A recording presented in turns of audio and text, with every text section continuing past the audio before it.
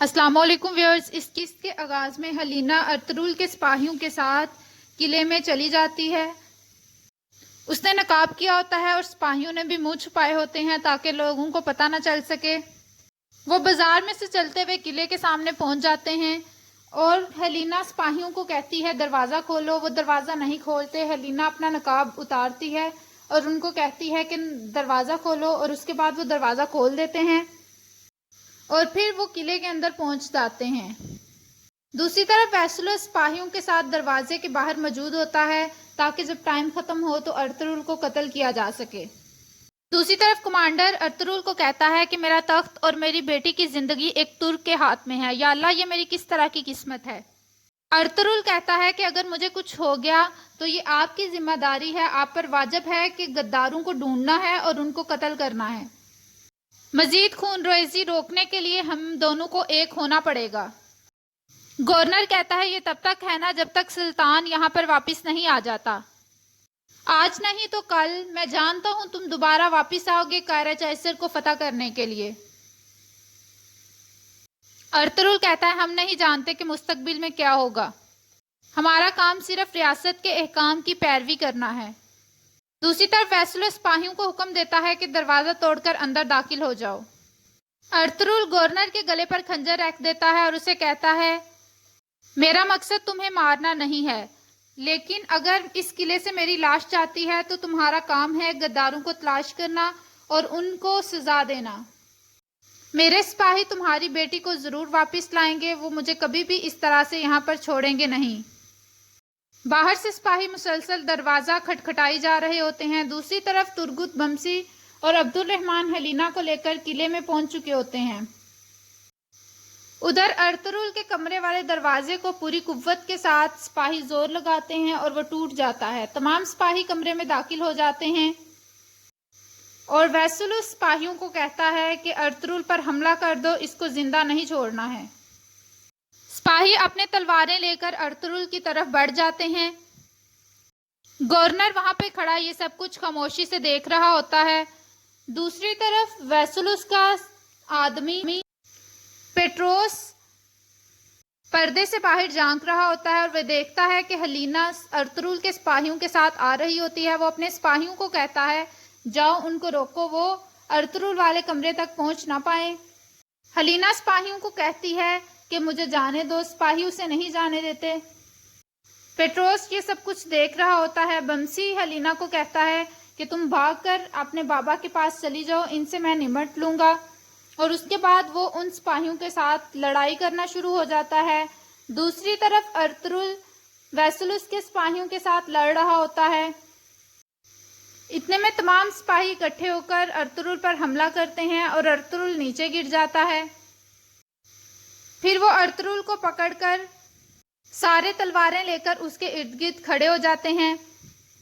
ویسلوس کہتا ہے ترک آج تمہیں میں قبر میں اتار کر ہی رہوں گا، یہاں سے تمہاری لاش ہی جائے گی صرف۔ ارطغرل کہتا ہے آج میں مر جاؤں گا لیکن میرے جیسے ہزاروں پیدا ہوں گے اور وہ تم لوگوں سے بدلہ لیں گے، اور اس نیک مقصد سے وہ بالکل بھی نہیں ہٹیں گے۔ ویسلوس اپنی تلوار پکڑتا ہے اور اس کو میان سے نکال کر ارطغرل کو مارنے لگتا ہے کہ حلینا کی آواز آتی ہے۔ وہ اپنے بابا کو پکارتی ہوئی کمرے کی جانب بڑھ رہی ہوتی ہے۔ دوسری طرف پیٹروس باہر دیکھ رہا ہوتا ہے، بمسی سپاہیوں سے نمٹ رہا ہوتا ہے۔ گورنر جب حلینا کی آواز سنتا ہے تو وہ ویسلوس کو کہتا ہے کہ رک جاؤ۔ ویسلوس وہاں پر ہی رک جاتا ہے۔ حلینا کمرے میں آ جاتی ہے اور وہ اپنے باپ کے گلے لگ کر رونا شروع ہو جاتی ہے۔ گورنر بھی حلینا کو گلے لگا لیتا ہے اور اسے کہتا ہے کہ میری بچی تم کہاں پر چلی گئی تھی۔ حلینا اپنے بابا کے گلے لگ جاتی ہے۔ دوسری طرف گورنر اپنے سپاہیوں کو کہتا ہے کہ ارطغرل پر سے تلواریں ہٹا لو، کیونکہ حلینا بتاتی ہے کہ ارطغرل کے سپاہیوں نے مجھے بچایا ہے۔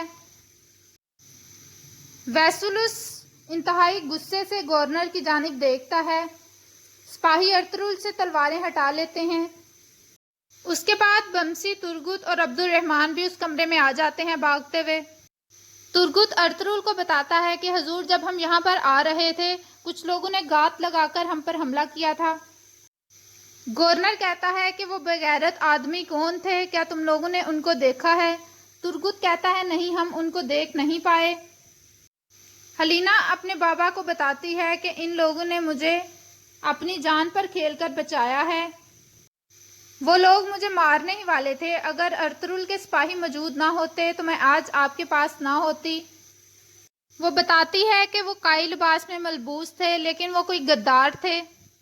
ویسلس پریشانی سے یہ سب کچھ سن رہا ہوتا ہے۔ اس کے بعد گورنر سپاہیوں کو کہتا ہے کہ تم لوگ سب یہاں سے چلے جاؤ۔ سپاہی اپنی تلواریں لیے وہاں سے چلے جاتے ہیں۔ ویسلس بھی جانے لگتا ہے تو گورنر ویسلس کو کہتا ہے کہ تم ابھی یہاں پر ہی رکو، مجھے تم سے کچھ کام ہے۔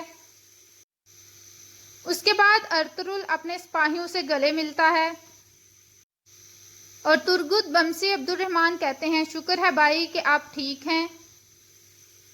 ترگت ارطغرل کو بتاتا ہے کہ ایک آدمی جو کہ ہمیں نہ بچاتا تو ہم لڑکی کو نہ بچا سکتے تھے۔ اس کے تیر سے ترک کے نشان مٹے ہوئے تھے لیکن وہ کسی ترک قبیلے کا ہی آدمی تھا۔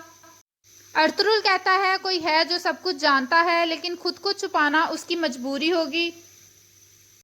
ہر کام کا ایک وقت ہوتا ہے، وہ ضرور سامنے آئے گا، وہ ہمارا ہی کوئی بھائی ہوگا۔ بمسی کہتا ہے جی بھائی آپ بالکل ٹھیک کہہ رہے ہیں۔ اس کے بعد گورنر ویسلس کو مخاطب کر کے کہتا ہے کہ کل ہم ارطغرل کو بطور مہمان لیں گے اور ہم ہانلی بازار سے اپنی تجارت بھی جاری رکھیں گے، ہم اپنے حاکموں کے امن کو بہترین بنائیں گے۔ ویسلس کو کہتا ہے کہ آپ شہنشاہ کو اس کے بارے میں کیا جواب دیں گے؟ گورنر کہتا ہے کہ ہم بتائیں گے کہ ہمارے درمیان کوئی غدار موجود ہے جو کہ اس امن کو تباہ کرنا چاہتا ہے۔ اب میرا صرف ایک ہی مقصد ہے، ان غداروں کو تلاش کرنا اور ان کو کیفر کردار تک پہنچانا۔ ویسلس کہتا ہے جیسے آپ کا حکم۔ اس کے بعد گورنر ارطغرل کو کہتا ہے کہ اگر ہماری دونوں ریاستوں میں جنگ ہوتی ہے تو مجھے یہ یقین ہے کہ میرا دشمن بالکل قابل اعتبار ہے۔ ارطغرل صاحب میں آپ کو بتانا چاہتا ہوں کہ میں آپ کا انتہائی مشکور ہوں۔ ارطغرل کہتا ہے یہ جان لے جب تک اس غدار کا پتہ نہیں چلتا میں آپ کا دوست رہوں گا۔ اس کے بعد ارطغرل اور گورنر آپس میں ہاتھ ملاتے ہیں۔ حلینا اور بمسی ایک دوسرے کو اسمائل دیتے ہیں اور ارطغرل اپنے سپاہیوں کو لے کر وہاں سے واپس چل پڑتا ہے۔ ویسلس ان کو جاتے ہوئے دیکھتا بے بسی سے دیکھنا شروع کر دیتا ہے۔ دوسری طرف جاودار قبیلے کا منظر شروع ہوتا ہے، تمام لوگ اپنے کاموں میں مشغول ہوتے ہیں۔ چولپان خاتون گزر رہی ہوتی ہے، اسے اپنی ملازمہ آئبوکے نظر آتی ہے، وہ اس سے بتاتی ہے کہ توختامش کو زہر دیا گیا تھا، یہ ظاہر ہو چکا ہے، لیکن تم پرسکون رہو کیونکہ اس کا ذمہ دار سیمون کو ٹھہرایا گیا ہے۔ جاندار کا سپاہی کوتلوجا یہ سب کچھ چھپ کر سن رہا ہوتا ہے۔ آئبوکے کہتی ہے وہ عظیم عیسیٰ میں تو ڈر گئی تھی۔ چولپان خاتون کہتی ہے تم پرسکون ہو کر کام کرو، تم سے کوئی بھی اس بارے میں پوچھ گچھ نہیں کرے گا۔ اور پھر وہ سب کچھ یاد کرنا شروع ہو جاتی ہے کہ کیسے اس نے زہر ملایا تھا اور وہ پیالہ لے کر آئی تھی، اسی کے پیالے سے جب توختامش نے وہ پیا تھا اور اس کو زہر کا اثر ہو گیا تھا۔ کوتلوجا بھی یہ سب کچھ سوچنے لگ جاتا ہے۔ دوسری طرف جاندار صاحب کے خیمے میں سعادتین کو پیک جاندار صاحب سے کہتا ہے کہ آج مجھے نکلنا ہوگا، میں دوسرے قبائل کا دورہ کرنا چاہتا ہوں، لیکن اس سے پہلے مجھے آپ سے ایک اہم معاملے پر بات کرنی ہے۔ جاندار صاحب کہتے ہیں آپ جب بھی ہمارے قبیلے میں آئیں تو آپ کو اس کے لیے خوش آمدید، لیکن ایسی کیا بات ہے جو آپ اہم بات مجھ سے کرنا چاہتے ہیں؟ اورال اور آلیار بھی وہاں موجود ہوتے ہیں، وہ بھی حیران ہو جاتے ہیں کہ کون سا معاملہ ہے آخر۔ سعادتین کو پیک کہتا ہے پریشان نہ ہو، یہ ایک خوش آئند بات ہے۔ دوسری طرف ہانلی بازار کا سین شروع ہو جاتا ہے۔ حلیمہ اور اسلحان کارخانے میں کام کرنے کے لیے موجود ہوتی ہے۔ اسلحان حلیمہ کی طرف مسلسل دیکھتی جاتی ہے۔ پھر اسلحان حلیمہ کی طرف بڑھتی ہے اور اس حلیمہ کو کہتی ہے اسلحان کہ ارطغرل کے ساتھ جو سب کچھ ہوا مجھے اس کا بہت دکھ ہے۔ حلیمہ کہتی ہے کہ میں جانتی ہوں تمہیں اس سب کا بہت دکھ ہے۔ اسلحان کہتی ہیں کہ ارطغرل کے ساتھ اتنا سب کچھ ہو گیا اور آپ ابھی بھی یہاں پر موجود ہیں۔ حلیمہ کہتی ہے کہ مجھے ارطغرل کا حکم تھا کہ چاہے جو کچھ بھی ہو جائے ہمیں اپنا کام جاری رکھنا ہے۔ اور یہاں پر اس قسط کا اختتام ہوتا ہے۔ ویڈیو پسند آئے تو لائک کریے گا، کمنٹ کر کے بتائے گا کیسی لگی ایپیسوڈ۔